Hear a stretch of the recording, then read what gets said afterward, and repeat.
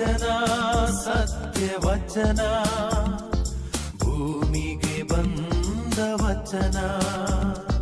ವಚನ ಸತ್ಯ ವಚನ, ಭೂಮಿಗೆ ಬಂದ ವಚನ. ಆದಿಯಲ್ಲಿ ಇದ್ದ ವಚನ, ನಮ್ಮ ನೋಡ ಬಂದ ವಚನ. ವಚನ ಸತ್ಯ ವಚನ, ಭೂಮಿಗೆ ಬಂದ ವಚನ.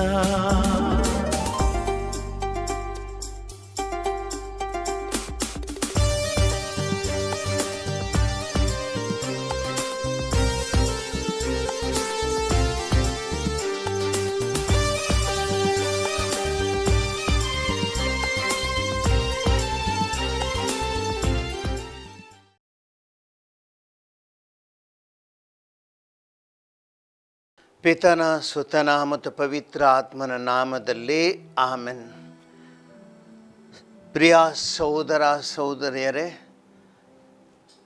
ದೇವರ ವಾಕ್ಯವನ್ನು ಈ ಕಾರ್ಯಕ್ರಮದಲ್ಲಿ ಧ್ಯಾನಿಸೋಣ. ದೇವರ ವಾಕ್ಯವು ನಮ್ಮ ಜೀವನಕ್ಕೆ ದಾರಿದೀಪವಾಗಿದೆ. ಇಡೀ ದಿನ ನಾವೇನು ಮಾಡಬೇಕು, ನಮ್ಮ ಜೀವನ ಯಾವ ರೀತಿ ಸಾಗಬೇಕು, ಇದು ದೇವರ ವಾಕ್ಯದ ಮೂಲಕ ನಾವು ತಿಳಿದುಕೊಳ್ಳುತ್ತೇವೆ. ದೇವರ ವಾಕ್ಯ ನಮಗೆ ನೈಜವಾದ ಜ್ಞಾನ ನೀಡುತ್ತೆ. ಒಂದು ವೇಳೆ ಎಲ್ಲರೂ ತದೇಕ ಚಿತ್ತರಾಗಿ ದೇವರ ವಾಕ್ಯವನ್ನು ಕೇಳೋಣ, ಮನನ ಮಾಡಿಕೊಳ್ಳೋಣ, ಅದರಂತೆ ನಡೆಯಲಿಕ್ಕೆ ಆ ದೇವರ ಶಕ್ತಿಗಾಗಿ ಪ್ರಾರ್ಥಿಸೋಣ. ಇವತ್ತಿನ ದೇವರ ವಾಕ್ಯ ಶಿರಾಕನ ಗ್ರಂಥದಿಂದ ಆರಿಸಲಾಗಿದೆ. ಅಧ್ಯಾಯ 3 ವಾಕ್ಯ 31ರಿಂದ ಅಧ್ಯಾಯ 4 ವಾಕ್ಯ 10ರವರೆಗೆ. ಉರಿಯುವ ಬೆಂಕಿ ನಂದಿ ಹೋಗುವುದು ನೀರಿನಿಂದ, ಪಾಪಕ್ಕೆ ಪ್ರಾಯಶ್ಚಿತ್ತ ದೊರಕುವುದು ದಾನ ಧರ್ಮದಿಂದ. ಉಪಕಾರ ತೀರಿಸುವವನಿಗೆ ಯೋಚನೆಯುಂಟು, ಭವಿಷ್ಯದಲ್ಲಿ ಆಧಾರ ಪಡೆಯುವನವನು ಪತನದ ವೇಳೆಯಲ್ಲಿ. ಮಗನೇ, ಬಡವನ ಜೀವನಾಧಾರವನ್ನು ಕಸಿದುಕೊಳ್ಳಬೇಡ. ಗತಿಗೆಟ್ಟು ಬಂದವನನ್ನು ಬಹು ಸಮಯ ಕಾಯಿಸಬೇಡ. ಹಸಿದವರನ್ನು ಗೋಳಾಡಿಸಬೇಡ. ಕಷ್ಟದಲ್ಲಿರುವವರನ್ನು ಕಾಡಬೇಡ. ನೊಂದ ಹೃದಯವನ್ನು ಇನ್ನೂ ನೋಯಿಸಬೇಡ. ಗತಿ ಇಲ್ಲದವನಿಗೆ ದಾನ ಮಾಡಲು ತಡ ಮಾಡಬೇಡ. ಕುಗ್ಗಿದವನ ಮೊರೆಯನ್ನು ತಿರಸ್ಕರಿಸಬೇಡ. ಬಡವನಿಂದ ಮುಖವನ್ನು ತಿರುಗಿಸಿಕೊಳ್ಳಬೇಡ. ಗತಿಗೆಟ್ಟು ಕೇಳುವವನಿಗೆ ಕಣ್ಣು ತಪ್ಪಿಸಬೇಡ. ನಿನ್ನನ್ನು ಶಪಿಸಲು ಅವನಿಗೆ ಆಸ್ಪದ ಕೊಡಬೇಡ. ವೇದನೆಯಲ್ಲಿರುವ ಅವನು ನಿನ್ನನ್ನು ಶಪಿಸಿಯಾನು. ಅವನ ಸೃಷ್ಟಿಕರ್ತನು ಅವನ ಮೊರೆಯನ್ನು ಕೇಳಿಯಾನು. ಪ್ರೀತಿ ಪಾತ್ರನಾಗಿರು ಸಭಿಕರಿಗೆ, ತಲೆ ಬಾಗಿಸು ನಿನ್ನ ಹಿರಿಯರಿಗೆ. ಬಡವನಿಗೆ ಕಿವಿ ಕೊಡು, ಸನ್ನುಡಿಗಳಿಂದ ಅವನಿಗೆ ಸದುತ್ತರ ಕೊಡು. ತುಳಿತಕ್ಕೀಡಾದವರನ್ನು ಪಾರು ಮಾಡಲು ಹೆದರಬೇಡ. ನ್ಯಾಯ ತೀರಿಸುವಾಗ ಚಂಚಲ ಚಿತ್ತನಾಗಿ ಇರಬೇಡ. ದೇವರ ವಾಕ್ಯವಿದು. ಸಹೋದರ ಸಹೋದರಿಯರೇ, ಈಗ ಸ್ವಲ್ಪ ಹೊತ್ತು ಈ ವಾಕ್ಯವನ್ನು ನಾವೆಲ್ಲರೂ ಧ್ಯಾನಿಸೋಣ. ಈ ಜೀವನದಲ್ಲಿ ಹಿರಿಯರ ಒಂದು ಗಾದೆಯನ್ನು ನಾವು ಕೇಳಿದ್ದು ನೆನಪಿರಬಹುದು. ಅನ್ನದಾನವೇ ಶ್ರೇಷ್ಠ ದಾನ. ಅಂದರೆ ಹಸಿದ ಒಂದು ಹೊಟ್ಟೆಗೆ ಅನ್ನವನ್ನು ಬಡಿಸುವುದಕ್ಕಿಂತ ಮೇಲಾದ ಪುಣ್ಯ ಬೇರೊಂದಿಲ್ಲ. ಹಸಿದವನ ಹೊಟ್ಟೆಯನ್ನು ತುಂಬುವುದು ಒಬ್ಬ ಮನುಷ್ಯನ ಭಾಗ್ಯವೇ ಸರಿ. ದುರಂತವೆಂದರೆ ನಾವದನ್ನು ತಿಳಿದುಕೊಂಡಿಲ್ಲ. ಹಸಿದವನ ಹೊಟ್ಟೆಯ ನೋವನ್ನು ಅನುಭವಿಸುವಂಥ ಮನಸ್ಸು ನಮ್ಮಲ್ಲಿ ಅನೇಕ ಬಾರಿ ಇರಲ್ಲ. ಯಾಕೆ ದೇವರ ವಾಕ್ಯ ನಮಗೆ ಈ ರೀತಿ ಹೇಳುತ್ತೆ? ಉರಿಯುವ ಬೆಂಕಿ ನಂದಿ ಹೋಗುವುದು ನೀರಿನಿಂದ, ಪಾಪಕ್ಕೆ ಪ್ರಾಯಶ್ಚಿತ್ತ ದೊರಕುವುದು ದಾನ ಧರ್ಮದಿಂದ. ಸಹೋದರ ಸಹೋದರಿಯರೇ, ಒಬ್ಬ ಬಡ ಮನುಷ್ಯನ ಹೊಟ್ಟೆ ಹುರಿಯುವುದೆಂದರೆ ಆ ಬಡತನದ ಬೇಗೆಯಲ್ಲಿ ಆತನು ನರಳುತ್ತಿರುವಾಗ, ತಿನ್ನಲು ಆಹಾರವಿಲ್ಲದಾಗ, ಕುಡಿಯಲು ನೀರಿಲ್ಲದಾಗ, ಅವನ ಹೊಟ್ಟೆ ಹಸಿಯುವಾಗ ಅದೊಂದು ಬೆಂಕಿ ಹೊತ್ತಿಕೊಂಡಂತೆ ಆತನ ಜೀವನದಲ್ಲಿ ಆತನನ್ನದು ಕೊಲ್ಲುತ್ತದೆ. ಒಂದು ವೇಳೆ ನಾನಾದರೂ ನೀವಾದರೂ ಒಳ್ಳೆಯ ಮನಸ್ಸನ್ನು ತೋರಿ ದೇವರ ಆ ಒಂದು ರೂಪವನ್ನು ಅವರಲ್ಲಿ ಕಂಡು ಅವರ ಆ ಹಸಿದ ಹೊಟ್ಟೆಯನ್ನು ನಾವು ಬಹುಶಃ ತುಂಬಿಸಿದರೆ ಆ ಬೆಂಕಿಯನ್ನು ಆರಿಸಿದಂತೆ. ಸಹೋದರ ಸಹೋದರಿಯರೇ, ಇದೊಂದು ಪುಣ್ಯ ಕಾರ್ಯ. ಆದುದರಿಂದ ನಮ್ಮ ಜೀವನದಲ್ಲಿ ಬಹುಶಃ ನಾವು ತಪ್ಪು ಮಾಡುತ್ತೇವೆ, ಪಾಪವನ್ನು ಮಾಡುತ್ತೇವೆ. ಆ ಪಾಪದ ಉರಿಯು ನಮ್ಮನ್ನು ಸುಡುತ್ತದೆ. ಪಾಪದ ಉರಿಯು ನಮ್ಮನ್ನು ಸುಡುತ್ತದೆ. ನಮ್ಮ ಕೆಟ್ಟ ಕಾರ್ಯಗಳ ಉರಿಯು ನಮ್ಮನ್ನು ಕೊಲ್ಲುತ್ತದೆ. ಆದರೆ ಒಂದು ಪುಣ್ಯ ಕಾರ್ಯ ನಾವು ಮಾಡುತ್ತೇವೆ. ಹಸಿದ ಹೊಟ್ಟೆಗೆ ತುತ್ತು ಅನ್ನವನ್ನು ಕೊಟ್ಟಾಗ, ಹಸಿದ ಹೊಟ್ಟೆಗೆ ತುತ್ತು ಅನ್ನವನ್ನು ಕೊಟ್ಟಾಗ ಈ ಪಾಪದ ಬೆಂಕಿ ಆರಿ ಹೋಗುತ್ತೆ. ಇದೇ ದೇವರ ವಾಕ್ಯ ನಮಗೆ ಹೇಳುತ್ತೆ. ಆದ್ದರಿಂದ ನಾವು ಒಳ್ಳೆಯ ಕಾರ್ಯಗಳನ್ನು ಮಾಡಲು ಅದೆಲ್ಲೋ ದೂರದ ದೇವಸ್ಥಾನಗಳಿಗೆ, ಚರ್ಚುಗಳಿಗೆ, ಮಸೀದಿಗಳಿಗೆ ಭೇಟಿ ಕೊಟ್ಟದ್ರಲ್ಲಿ ಅಷ್ಟೇ ನಮ್ಮ ಪುಣ್ಯ ತೀರುವುದಿಲ್ಲ. ಸಹೋದರ ಸಹೋದರಿಯರೇ, ಮೊದಲ ಕರ್ತವ್ಯ ಮನುಷ್ಯನ ಜೀವನದಲ್ಲಿ ನಾವು ದೇವರಿಗೆ ಏನು ಕೊಡುತ್ತೇವೆ ಅದು ಮೊದಲು ಬಡಬಗ್ಗರಿಗೆ, ಹಸಿದವರಿಗೆ ಕೊಡುವುದು. ಅನೇಕ ಬಾರಿ ನಾವು ನೋಡುತ್ತೇವೆ, ಇಂದಿನ ಕಾಲದಲ್ಲಿ ದೇವರಿಗೆ ಕಾಣಿಕೆಗಳು ಸಮರ್ಪಿತವಾಗುತ್ತವೆ. ಹಲವಾರು ಕಡೆ ಚಿನ್ನದ ಕಿರೀಟಗಳನ್ನು, ಬೆಳ್ಳಿಯ ಕಿರೀಟಗಳನ್ನು ದೇವರುಗಳಿಗೆ ತೊಡಿಸುತ್ತಾರೆ. ಅಂದ ಚಂದದ ದೇವಾಲಯಗಳನ್ನು ಕಟ್ಟುತ್ತೇವೆ, ಚರ್ಚುಗಳನ್ನು ಕಟ್ಟುತ್ತೇವೆ, ಧಾರ್ಮಿಕ ಕಟ್ಟಡಗಳನ್ನು ಆದರೆ ಸಹೋದರ ಸಹೋದರಿಯರೇ, ಒಂದು ಕಡೆಯಲ್ಲಿ ಆ ಬಡವರು ಇರುವಾಗ, ಆ ಬಡವರ ಹೊಟ್ಟೆ ಹಸಿದಾಗ, ಆ ಗೋಳಿಡುವ ಹೊಟ್ಟೆಯು ದೇವರಿಗೆ ಬೊಬ್ಬೆಯನ್ನು ಹಾಕಿದಾಗ ಅಲ್ಲಿ ಆ ಬೆಂಕಿಯನ್ನು ನಾವು ಆರಿಸದಿದ್ದರೆ, ನಾವು ದೇವರಿಗೆ ಎಷ್ಟೋ ಬೆಳ್ಳಿ ಚಿನ್ನ ಕಾಣಿಕೆಯ ಚಿನ್ನದ ಕಾಣಿಕೆಯನ್ನು ಕೊಟ್ಟರೆ ಏನು ಪ್ರಯೋಜನ? ಹಲವಾರು ದೇವಸ್ಥಾನಗಳಲ್ಲಿ, ಇಂದು ಚರ್ಚುಗಳಲ್ಲಿ ಅಥವಾ ಮಸೀದಿಗಳಲ್ಲಿ, ಅನೇಕ ಕಡೆಗಳಲ್ಲಿ ಇಂದು ಪುಣ್ಯ ಕಾರ್ಯವೊಂದು ಆರಂಭವಾಗಿದೆ. ಅದೆಷ್ಟೋ ದೇವಸ್ಥಾನಗಳು, ಚರ್ಚುಗಳು, ಮಸೀದಿಗಳು ಅನ್ನದಾನವನ್ನು ಮಾಡುವಂಥ ಪುಣ್ಯ ಕಾರ್ಯಗಳನ್ನು ಮಾಡುತ್ತವೆ. ಅದು ನಾವು ಕೊಟ್ಟಂಥ ಕಾಣಿಕೆಯು ಬಹುಶಃ ಈ ಭೋಜನದ ರೂಪದಲ್ಲಿ ಆ ಹಸಿದ ಹೊಟ್ಟೆಯನ್ನು ತಣಿಸುವಾಗ ಅದಕ್ಕಿಂತ ಮೇಲಾದ ಪುಣ್ಯ ಬೇರೊಂದಿಲ್ಲ. ಸಹೋದರ ಸಹೋದರರೇ, ಅದೇ ಇವತ್ತು ದೇವರ ವಾಕ್ಯ ನಮಗೆ ಹೇಳುತ್ತೆ. ನಾವು ಮಾಡುವಂಥ ಪುಣ್ಯ ಕಾರ್ಯ ಹಸಿದ ಹೊಟ್ಟೆಯನ್ನು ತುಂಬುವುದು ಯಾಕೆ? ಒಬ್ಬ ಹಸಿದ ಹೊಟ್ಟೆಯವನು ಕೆಲಸ ಮಾಡಲಿಕ್ಕೆ ಆಗುವುದಿಲ್ಲ. ಒಬ್ಬ ಹಸಿದ ಹೊಟ್ಟೆಯವನಿಗೆ ಬದುಕಲಿಕ್ಕೆ ಸಾಧ್ಯವಿಲ್ಲ. ಒಬ್ಬ ಹಸಿದ ಹೊಟ್ಟೆಯವನಿಗೆ ಸಂತೋಷವನ್ನು ಅನುಭವಿಸಲು ಸಾಧ್ಯವಿಲ್ಲ. ಆತನ ಜೀವನವನ್ನು ಸಾಗಿಸಲಿಕ್ಕೆ ಸಾಧ್ಯವಿಲ್ಲ.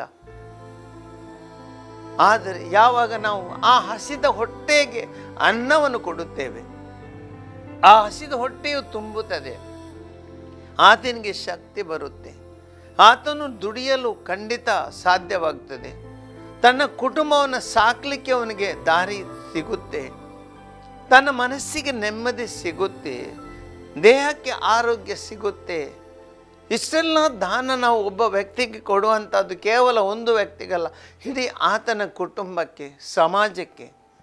ಆದ್ದರಿಂದ ಒಂದು ತುತ್ತು ಅನ್ನದ ದಾನ ಸಹೋದರ ಸಹೋದರರೇ, ಅದು ತುಂಬ ಶ್ರೇಷ್ಠವಾದುದು. ನಾವು ದೇವರಿಗೆ ಕೊಡುವಂತಹ ಆ ಕಾಣಿಕೆಗಿಂತ ಎಷ್ಟೋ ಶ್ರೇಷ್ಠವಾದುದು. ದೇವರಿಗೆ ಏನು ಚಿನ್ನದ ಅಗತ್ಯವಿಲ್ಲ, ದೇವರಿಗೆ ಹಸಿವಾಗಲ್ಲ. ದೇವರ ಹಸಿವು ಆಧ್ಯಾತ್ಮಿಕ ಹಸಿವು ಅಷ್ಟೇ. ಆದ್ದರಿಂದ ನಾವಿದನ್ನು ತಿಳಿದುಕೊಳ್ಳಬೇಕು. ಮನುಷ್ಯರು ಹಸಿದಿರುವಾಗ ನಮ್ಮ ಪುಣ್ಯ ಕಾರ್ಯಗಳು ಹಸಿದ ಹೊಟ್ಟೆಯನ್ನು ತುಂಬಿಸುವುದು. ಬರಿಗೈ ಅಂದರೆ ಬಟ್ಟೆ ಇಲ್ಲದ ಮೈಗೆ ಬಟ್ಟೆಯನ್ನು ನಾವು ತುಡಿಸುವುದು, ಸೂರಿಲ್ಲದವನಿಗೆ ಒಂದು ಸೂರನ್ನು ಕೊಡುವುದು, ಇದುವೇ ನಮ್ಮ ಪುಣ್ಯ ಕಾರ್ಯ. ಆದುದರಿಂದ ದೇವರ ವಾಕ್ಯ ನಮಗೆ ಹೇಳುತ್ತೆ, ಮಗನೇ, ಬಡವನ ಜೀವನಾಧಾರವನ್ನು ಕಸಿದುಕೊಳ್ಳಬೇಡ, ಗತಿಗೆಟ್ಟು ಬಂದವನನ್ನು ಬಹು ಸಮಯ ಕಾಯಿಸಬೇಡ, ಹಸಿದವರನ್ನು ಗೋಳಾಡಿಸಬೇಡ, ಕಷ್ಟದಲ್ಲಿರುವವರನ್ನು ಕಾಡಬೇಡ. ಸಹೋದರ ಸಹೋದರರೇ, ಅರ್ಥಪೂರ್ಣವಾದ ಮಾತುಗಳು. ಅನೇಕ ಬಾರಿ ನಾವು ಶ್ರೀಮಂತರಾಗುತ್ತೇವೆ, ನಾವು ಸಂಪತ್ತನ್ನು ಕೂಡಿಸಿಡುತ್ತೇವೆ, ಆಹಾರ ಧಾನ್ಯಗಳನ್ನು ಕೂಡಿಸಿಡುತ್ತೇವೆ. ಇದು ಏನಾಗುತ್ತೆ? ಯಾವಾಗ ನಾವು ಅದಕ್ಕೆ ಅಗತ್ಯಕ್ಕಿಂತ ಹೆಚ್ಚು ಅದೆಷ್ಟೋ ಸಂಪತ್ತನ್ನು ಕೂಡಿಡುತ್ತೇವೆ, ಒಬ್ಬ ಬಡವನ ಹೊಟ್ಟೆಗೆ ನಾವು ಕಲ್ಲನ್ನು ಹಾಕುತ್ತೇವೆ. ಯಾಕೆಂದರೆ ದೇವರು ಸಮಾನವಾಗಿ ಈ ಲೋಕದಲ್ಲಿ ಮನುಷ್ಯನಿಗೆ ಜೀವನದ ಆಧಾರವನ್ನು ಕೊಟ್ಟಿದ್ದಾರೆ. ಆದರೆ ಯಾವಾಗ ಒಬ್ಬ ಶ್ರೀಮಂತನು ತನಗೆ ಅಗತ್ಯಕ್ಕಿಂತ ಹೆಚ್ಚು ತಾನು ಕೂಡಿಸಿಡುತ್ತಾನೆ, ಸಂಪತ್ತನ್ನು ಕೂಡಿಡುತ್ತಾನೆ, ಆವಾಗ ಆತನು ಒಬ್ಬ ಬಡವನ ಸಂಪತ್ತನ್ನು ಕಸಿದುಕೊಳ್ಳುತ್ತಾನೆ. ಯಾರದು ಹೊಟ್ಟೆಗೆ ಹೋಗಬೇಕಂತಹದ್ದ ಈ ಸಂಪತ್ತು ಅಥವಾ ಆಹಾರ, ಇದು ಒಬ್ಬ ಮನುಷ್ಯನ ಆ ಉಗ್ರಾಣದಲ್ಲಿ ಕೂಡಿಡುವಾಗ ಅಥವಾ ಸಂಪತ್ತು ಆತನ ಮನೆಯಲ್ಲಿ ಕೂಡಿಡುವಾಗ ಇನ್ನೊಬ್ಬನ ಮನೆಯು ಬರಿದಾಗುತ್ತದೆ. ಒಬ್ಬನು ತನ್ನ ಆಸ್ತಿಯನ್ನು ದ್ವಿಗುಣ ಅಥವಾ ಅನೇಕ ಶತಗುಣಗೊಳಿಸುವಾಗ, ಸಹೋದರ ಸಹೋದರರೇ, ಒಬ್ಬ ಅಲ್ಲ, ಇಬ್ಬರು ಅಲ್ಲ, ಅನೇಕರು ದಾರಿಗೆ ಬಿಡುತ್ತಾರೆ, ಒಂದು ಸೂರಿಲ್ಲದಂತ ಆಗುತ್ತಾರೆ. ಇದು ನಮ್ಮ ಸಮಾಜದ ಒಂದು ಅವ್ಯವಸ್ಥೆ. ಆದುದರಿಂದ ಸಹೋದರ ಸಹೋದರರೇ, ನಾವು ಎಲ್ಲರೂ ಚಿಂತಿಸಬೇಕಾದ ವಿಷಯ, ನಾನು ಕೂಡಿಡುತ್ತೇನೆ, ನಾನು ತುಂಬ ಗಳಿಸುತ್ತೇನೆ. ಆದರೆ ದೇವರ ವಾಕ್ಯ ಏನು ಹೇಳುತ್ತೆ? ಒಬ್ಬ ಬಡವನ ಜೀವನ ಆಧಾರವನ್ನು ಕಸಿದುಕೊಳ್ಳಬೇಡ. ಅನೇಕ ಬಾರಿ ನಾವು ಯೋಚನೆ ಮಾಡಲ್ಲ, ನಾವು ದುಡಿಸುತ್ತೇವೆ ಅವರನ್ನು, ಅವರು ದುಡಿಯುತ್ತಾರೆ, ಅವರ ದುಡಿಮೆಯ ಫಲ ನಾವು ಸಂಪತ್ತನ್ನು ಗಳಿಸುತ್ತೇವೆ. ಆದರೆ ಈ ಸಂಪತ್ತನ್ನು ಹಂಚಿಕೊಂಡು ಕೊಡುವಾಗ, ಅವರಿಗೆ ಸಂಬಳವನ್ನು ಕೊಡುವಾಗ ನಾವು ತುಂಬ ಹಿಂದೆ ಮಾಡುತ್ತೇವೆ. ಅಂದರೆ ಆ ಸಂಬಳವನ್ನು ಕೊಡಲಿಕ್ಕೆ ನಮಗೆ ಮನಸ್ಸಿಲ್ಲ, ಅಲ್ಪ ಸಂಬಳವನ್ನು ಕೊಡುತ್ತೇವೆ. ಅವರಿಗೆ ಎಷ್ಟು ಸಲ್ಲಬೇಕೋ ಅದನ್ನು ನಾವು ಕೊಡದೆ ನಾವು ಅದನ್ನು ಕೂಡಿಡುತ್ತೇವೆ. ಏನಾಗುತ್ತೆ? ಆತನ ಜೀವನ ಆಧಾರವನ್ನೇ ನಾವು ಕಸಿದುಕೊಳ್ಳುತ್ತೇವೆ, ಹೊಟ್ಟೆ ಪಾಡನ್ನು ಕಸಿದುಕೊಳ್ಳುತ್ತೇವೆ. ಸಹೋದರರೇ, ಗಂಭೀರವಾದ ವಿಷಯ. ಆದುದರಿಂದ ನಾವೆಲ್ಲರೂ ಪ್ರತಿಯೊಬ್ಬರು ದೇವರ ವಾಕ್ಯವನ್ನು ಧ್ಯಾನಿಸಬೇಕು. ಈ ದೇವರ ವಾಕ್ಯದಿಂದ ನಮ್ಮ ಜೀವನದಲ್ಲಿ ಅದೆಷ್ಟೋ ಮನುಷ್ಯರಿಗೆ ನಾವು ಕಷ್ಟ ಕೊಡುತ್ತೇವೋ ಯೋಚಿಸಬೇಕು. ನಾವು ಕೆಲಸ ಮಾಡಿಸುವಾಗ ಅಥವಾ ನಾವು ನಮ್ಮ ನೌಕರರಿಗೆ ಸಂಬಳವನ್ನು ಕೊಡುವಾಗ ಅವರ ದುಡಿತದ ಫಲವನ್ನು ಅವರಿಗೆ ಕೊಡಬೇಕು. ಅದು ನಾವು ಕೂಡಿಡಬಾರದು. ಅವರ ಹೊಟ್ಟೆಯ ಜೀವನ ಆಧಾರವನ್ನು ಕಸಿದುಕೊಂಡಲ್ಲಿ ದೇವರ ಶಾಪಕ್ಕೆ ನಾವು ಪಾತ್ರರಾಗುತ್ತೇವೆ. ಅವರ ಹೊಟ್ಟೆಯ ನೋವು ಅದು ದೇವರಿಗೆ ಮುಟ್ಟುತ್ತೆ, ಎಲ್ಲೂ ಹೋಗಲ್ಲ.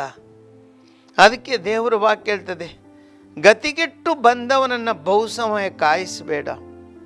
ಒಬ್ಬ ಮನುಷ್ಯ ನಿನ್ನಲ್ಲಿ ಬರುತ್ತಾನೆ. ಯಾಕೆ ಬರುತ್ತಾನೆ? ಅಗತ್ಯವಿದ್ದು ಮಾತ್ರ ಬರುತ್ತಾನೆ.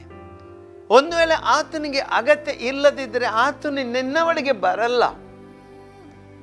ಅಗತ್ಯ ಇದ್ದರೆ ಮಾತ್ರ ಬರುತ್ತಾನೆ. ಆದರೆ ಅವನನ್ನು ನೀನು ಕಾಯಿಸಿದರೆ, ನಿರಾಶೆಯಾಗಿ ಹಿಂದೆ ಕಳುಹಿಸಿದರೆ ಏನಾಗುತ್ತೆ? ಆತನು ನೋವನ್ನು ಅನುಭವಿಸಿ ಹೋಗುತ್ತಾನೆ. ಆ ನೋವು ನಿನಗೆ ಶಾಪವಾಗುತ್ತೆ. ಆದ್ದರಿಂದ ಜೀವನದಲ್ಲಿ ಯಾರನ್ನು ನಾವು ಅರ್ಥ ಮಾಡಿಕೊಳ್ಬೇಕು. ಒಂದು ದಿವಸ ನನ್ನ ಜೀವನದಲ್ಲೇ ಆದಂತಹ ಘಟನೆ, ಸಹೋದರ ಸಹೋದರರೇ, ಮಧ್ಯಾಹ್ನದ ಹೊತ್ತು ನಾನು ಮಧ್ಯಾಹ್ನದ ಭೋಜನವನ್ನು ಮಾಡುತ್ತಿದ್ದೆ. ಆ ಸಮಯದಲ್ಲಿ ಯಾರೋ ಒಬ್ಬರು ಬಂದು ನಮ್ಮ ಮನೆಯ ಕಾಲ್ಬೆಲನ್ನು ಬಾರಿಸಿದ್ರು. ನಾನು ನಮ್ಮ ಕೆಲಸದವರಿಗೆ ನಾನು ಹೇಳಿದೆ, ಯಾರೋ ಒಬ್ಬರು ನೋಡಿಕೊಂಡು ಬನ್ನಿ ಅಂತ. ಅವರು ಹೇಳಿದರು, ಯಾರೋ ಇಬ್ಬರು ಬಂದಿದ್ದಾರೆ, ಏನೋ ಸಹಾಯ ಬೇಕಂತ ಕೇಳ್ತಿದ್ದಾರೆ. ಅನೇಕ ಬಾರಿ ಇಂಥ ಒಂದು ಸಹಾಯಕ್ಕೆ ಕೇಳಿ ಬರುವವರೊಂದು ಬಿಸ್ನೆಸ್ ಆಗಿಬಿಟ್ಟಿದೆ. ಕೆಲವೊಮ್ಮೆ ಅದನ್ನು ಅನುಭವಿಸಿದ್ದೇನೆ. ಅಷ್ಟೆಷ್ಟೋ ಜನರು ನನಗೆ ಮೋಸ ಮಾಡಿದ್ದಾರೆ. ನಾನು ಅರ್ಥ ಮಾಡಿಕೊಂಡೆ. ಆದರೂ ನನ್ನ ಮನಸ್ಸಲ್ಲಿ ಏನೋ ಆ ಹಣ ಕೊಟ್ಟರೆ ಕೆಲವೊಮ್ಮೆ ಇಂಥ ದುರುಪಯೋಗ. ನಾನು ಹೇಳಿದೆ, ಆ ಹತ್ತಿರದ ನಮ್ಮ ಚರ್ಚಿನ ಮುಂದೆ ಒಂದು ಅಂಗಡಿ ಇದೆ. ಆ ಅಂಗಡಿಯ ಮಾಲೀಕರಿಗೆ ಫೋನ್ ಮಾಡಿ ನಾನು ಹೇಳಿದೆ, ಈ ಇಬ್ಬರು ವ್ಯಕ್ತಿಗಳಲ್ಲಿಗೆ ಬರುತ್ತಾರೆ, ಅವರಿಗೆ ಏನು ಊಟಕ್ಕೆ ಅಗತ್ಯ ಇದ್ದು ಏನು ಸಾಮಾನು ಬೇಕು ಅದನ್ನು ಕೊಡಿ ಅಂತ ನಾನು ಹೇಳಿದ್ದೆ. ಪರವಾಗಿಲ್ಲ, 500 ರೂಪಾಯಿ ದಾಟಿದ್ರೂ ಪರವಾಗಿಲ್ಲ, ಏನೋ ಅವರಿಗೆ ಬೇಕಂತ ಕೊಡಿ ಅಂತ ಹೇಳಿದೆ. ನಾನು ನಂತರ 2ನೇ ದಿನ ಅವರು ಆ ಬಿಲ್ಲನ್ನು ತರುವಾಗ ನನಗೆ ಆಶ್ಚರ್ಯವಾಯಿತು. ಕೇವಲ ಒಂದು 275 ರೂಪಾಯಿದು ಸಾಮಾನು ಕೇವಲ ಆಗಿಷ್ಟು ಅಗತ್ಯವಿತ್ತು, ಅಷ್ಟನ್ನು ಮಾತ್ರ ಅವರು ತಗೊಂಡಿದ್ದಾರೆ. ನಾನು ಮಿತಿ ಹಾಕಿರಲಿಲ್ಲ.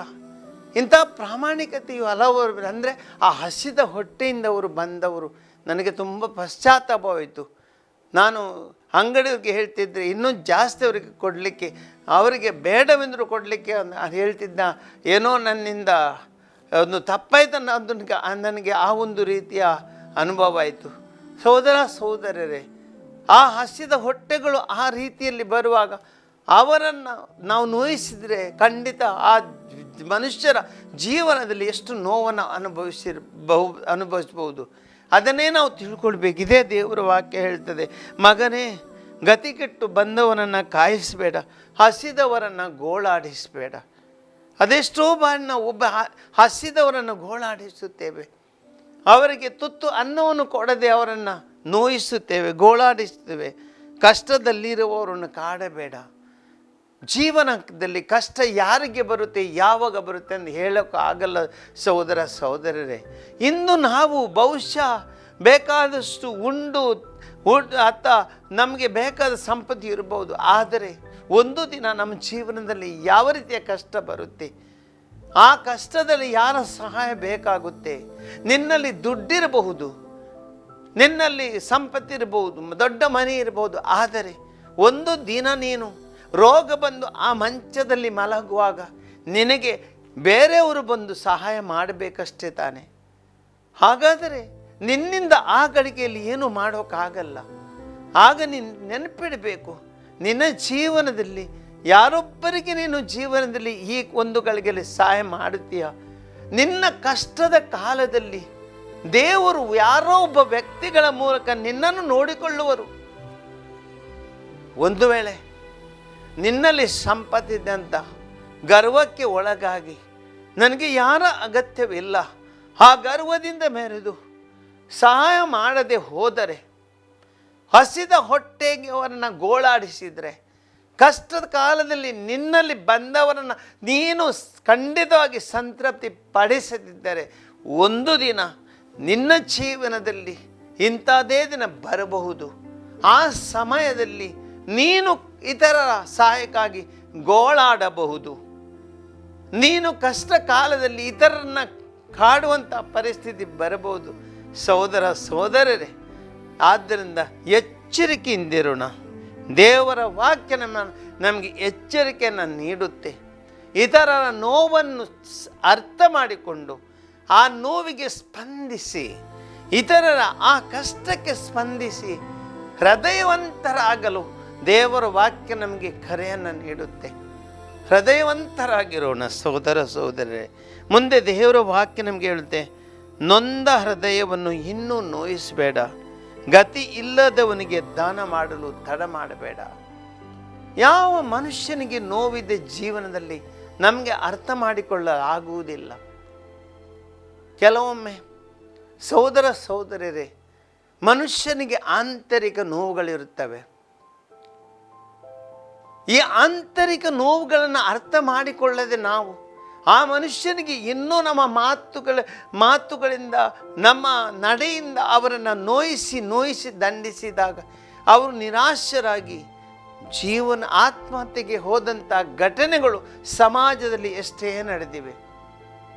ಆ ಆತ್ಮಹತ್ಯೆಗೆ ಕಾರಣ ಯಾರು? ಒಬ್ಬ ಮನುಷ್ಯ ನೋವಿನಿಂದ ಸತ್ತರೆ ಅದಕ್ಕೆ ಕಾರಣ ಯಾರು? ಆ ನೋವನ್ನು ಕೊಟ್ಟವರು ತಾನೆ. ನೊಂದ ಹೃದಯ ಯಾವ ರೀತಿಯಲ್ಲಿ ನಮ್ಮ ಬಳಿಗೆ ಬರುತ್ತೆ ಅಂತ ನಮಗೆ ಗೊತ್ತಾಗಲ್ಲ. ಒಬ್ಬ ಮನುಷ್ಯನ ಆಂತರಿಕ ಜೀವನದಲ್ಲಿ ಅದೆಷ್ಟೋ ನೋವುಗಳನ್ನು ಆತನು ಅನುಭವಿಸುತ್ತಾನೆ. ಆದರೆ ನಮಗೆ ಅದು ಗೊತ್ತಾಗಲ್ಲ.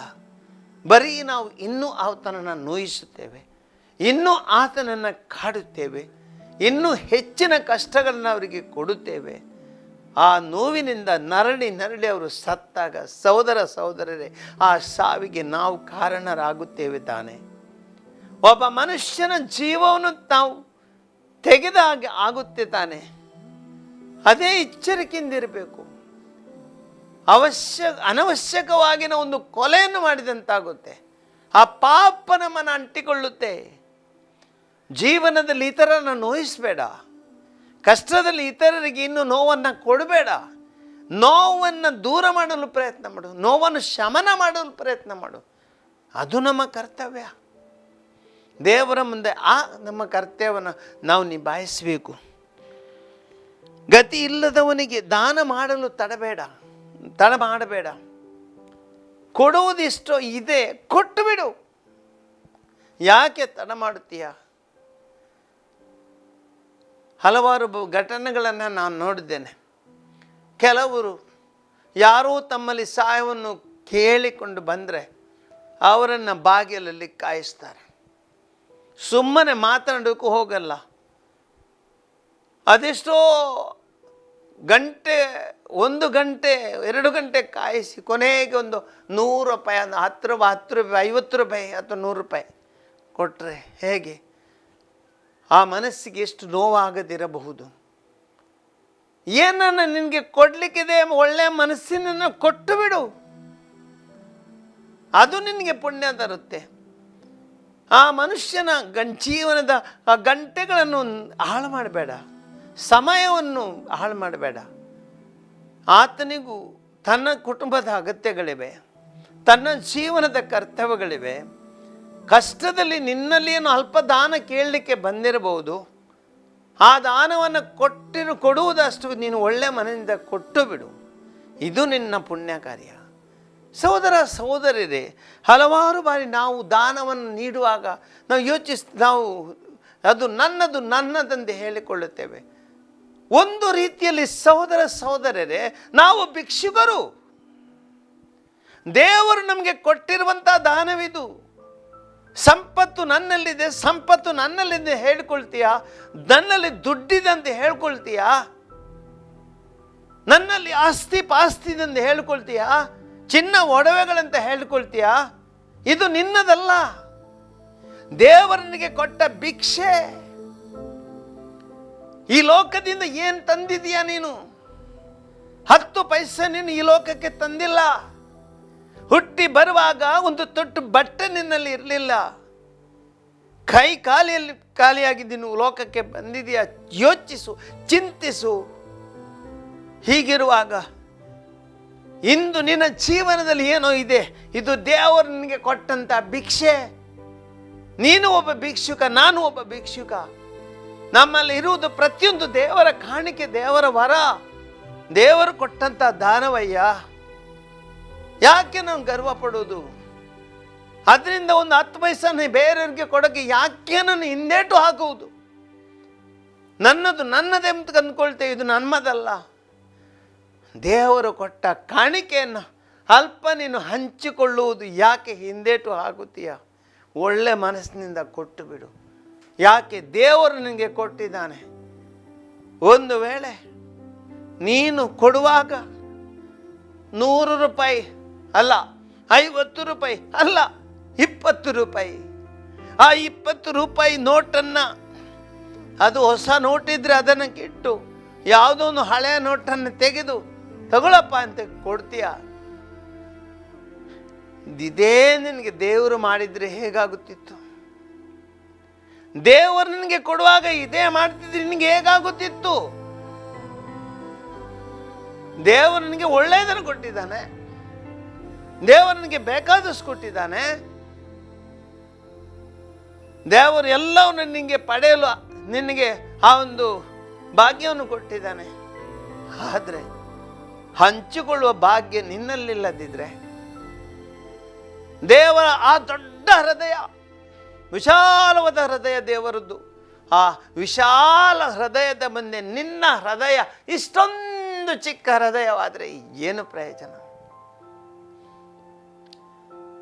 ದೇವರು ನಿನಗೆ 1 ಕ್ವಿಂಟಾಲ್ ಕೊಟ್ಟಿದ್ದಾರೆ, 1 ಕ್ವಿಂಟಾಲ್ ಅಕ್ಕಿಯನ್ನು ಕೊಟ್ಟಿದ್ದಾರೆ. ಆದರೆ ಆ ಕ್ವಿಂಟಾಲ್ ಗೋಣಿಯಿಂದ ಅರ್ಧ ಕೆ ಜಿ ಒಂದು ಅಕ್ಕಿಯನ್ನು ಯಾರೊಬ್ಬನಿಗೆ ಸಹಾಯ ಮಾಡಲಿ ನಿನಗೆ ಕಷ್ಟವಾದರೆ, ಅದು ಬಹಳ ಕಷ್ಟದಿಂದ ಕೊಡ್ತೀಯಾ? ಏನು ಪ್ರಯೋಜನ? ದೇವರು ನನಗೆ ಅದೇ ರೀತಿ ಕೊಟ್ಟಿದ್ರೆ ಹೇಗಾಗ್ತಿತ್ತು ಯೋಚಿಸು. ದೇವರು ನನಗೆ ಕೈಯಾರೆ ಕೊಟ್ಟಿದ್ದಾರೆ, ಹೀಗೆ ಕೈಯಾರೆ ಕೊಟ್ಟಿದ್ದಾರೆ. ಅದೇ ನೀನು ಕೈಯಾರೆ ಕೊಡಬೇಕು. ನೀನು ಕೈಯಾರೆ ಕೊಡುವಾಗ ಕೈಯಾರೆ ಪಡೀತೀಯ, ನೆನ್ಪಿಡು. ನೀನು ಕೊಡುವಾಗ ಹೀಗಂತ ತಗೋತ ಹೀಗೆ ಕೊಡ್ತೀಯ, ಸ್ವಲ್ಪ ತಗೊಳ್ಳುವಾಗ ನೀನು ಹೀಗೇ ರೀತಿ ತಗೊಳ್ತೀಯ, ನೆನ್ಪಿಡು. ನೀನು ಉದಾರದಿಂದ ಕೊಡುತ್ತೀಯ, ಉದಾರದಿಂದ ನೀನು ಪಡೆಯುತ್ತೀ. ಆದ್ದರಿಂದ ಸಹೋದರರೇ, ನಮ್ಮ ಜೀವನದಲ್ಲಿ ಯಾರಿಗೆ ಕೊಡಲಿಕ್ಕಿದೆ ಒಳ್ಳೆ ಮನಸ್ಸಿಂದ ಕೊಡೋಣ. ಕುಗ್ಗಿದವನ ಮೊರೆಯನ್ನು ತಿರಸ್ಕರಿಸಬೇಡ, ಕುಗ್ಗಿದವನ ಮೊರೆಯನ್ನು ತಿರಸ್ಕರಿಸಬೇಡ, ಬಡವನಿಂದ ಮುಖವನ್ನು ತಿರುಗಿಸಿಕೊಳ್ಬೇಡ. ಸಹೋದರರೇ, ಬಡವನೊಬ್ಬ ನಿನ್ನ ಬಳಿಗೆ ಬರುತ್ತಾನೆ, ನಿನ್ನ ಮುಖವನ್ನು ಯಾಕೆ ತಿರುಗಿಸ್ತೀಯ? ದೇವರ ಮುಂದೆ ನೀನು ಬಡವ ತಾನೆ. ದೇವರ ಮುಂದೆ ಬಡವನಾದ ನೀನು ದೇವರಲ್ಲಿ ಹೋದಾಗ ದೇವರು ನಿನಗೆ ಮುಖ ತಿರುಗಿಸಿದ್ರೆ ಏನು ಗತಿ? ನೆನ್ಪಿಡು, ದೇವರು ನಿನಗೆ ಮುಖ ತಿರುಗಿಸಿದ್ರೆ ನಿನ್ನ ಜೀವನದಲ್ಲಿ ಏನು ನಡೆಯಲ್ಲ. ನೀನು ಒಂದು ವೇಳೆ ಬಡವನಿಗೆ ಮುಖ ತಿರುಗಿಸಿದ್ರೆ ನಿನ್ನ ಜೀವನದಲ್ಲಿ ಏನೂ ನಡೆಯಲ್ಲ. ಆದ್ದರಿಂದ ಈ ದೇವರ ವಾಕ್ಯದಂತೆ ನಾವೆಲ್ಲರೂ ನಡ್ಕೊಳ್ಳೋಣ. ಸಹೋದರರೇ, ಜೀವನದಲ್ಲಿ ಕಷ್ಟದಲ್ಲಿದ್ದವರಿಗೆ ಸಹಕರಿಸೋಣ, ಅವರಿಗೆ ನಾವು ಪ್ರೀತಿಸೋಣ. ನಮ್ಮ ಜೀವನದಲ್ಲಿ ಮನುಷ್ಯತ್ವ ಇರಬೇಕು. ಸಹೋದರರೇ, ಯಾರೊಬ್ಬನು ಕಷ್ಟದಲ್ಲವರಿಗೆ ಸಹಾಯ ಮಾಡುವಂಥ ಹೃದಯ ನಮ್ಮಲ್ಲಿ ಇರಬೇಕು. ಇದಕ್ಕಾಗಿ ಒಂದುವರೆಗೆ ದೇವರಲ್ಲಿ ನಾವು ಪ್ರಾರ್ಥಿಸೋಣ. ದಯಾಮಯಿ ದೇವರೇ, ನಮ್ಮ ಜೀವನದಲ್ಲಿ ಎಲ್ಲವನ್ನ ನೀವು ನಮಗೆ ಕೊಟ್ಟಿದ್ದೀರಿ. ಆದರೆ ನಾವು ಇತರರ ಜೀವನದಲ್ಲಿ ಅವರ ಕಷ್ಟದಲ್ಲಿರುವಾಗ ಅವರ ಹಸಿವನ್ನು ತಣಿಸಲಾಗದಿದ್ದರೆ ನಮ್ಮ ದೌರ್ಭಾಗ್ಯ. ಆ ಒಂದು ಕರುಣೆ ಹೃದಯವನ್ನು ನಮಗೆ ದಯಪಾಲಿಸಿರಿ. ಇತರರ ಕಷ್ಟವನ್ನು ಅರ್ಥ ಮಾಡಿಕೊಳ್ಳುವಂಥ ಹೃದಯವನ್ನು ನಮಗೆ ಕೊಡಿರಿ. ಉದಾರವಾಗಿ ನಮಗೆ ಕೊಟ್ಟಿದ್ದೀರಿ, ಉದಾರವಾಗಿ ಕೊಡಲು ಯಾರೊಬ್ಬನ ಕಷ್ಟ ಕಾಲದಲ್ಲಿ ಅವರಿಗೆ ಇನ್ನೂ ಕಷ್ಟ ಕೊಡದೆ ಅವರ ಕಷ್ಟವನ್ನು ಅರ್ಥೈಸಿಕೊಂಡು ಅವರಿಗೆ ಆ ಪ್ರೀತಿಯಿಂದ ಏನನ್ನು ಅವರಿಗೆ ಸಹಾಯ ಮಾಡುವಂಥ ಸಹೃದಯವನ್ನು ನಮಗೆ ನೀವು ನೀಡಿರೆಂದು ನಾವು ನಿಮ್ಮಲ್ಲಿ ಪ್ರಾರ್ಥಿಸ್ತೇವೆ. ಆಮೇಲೆ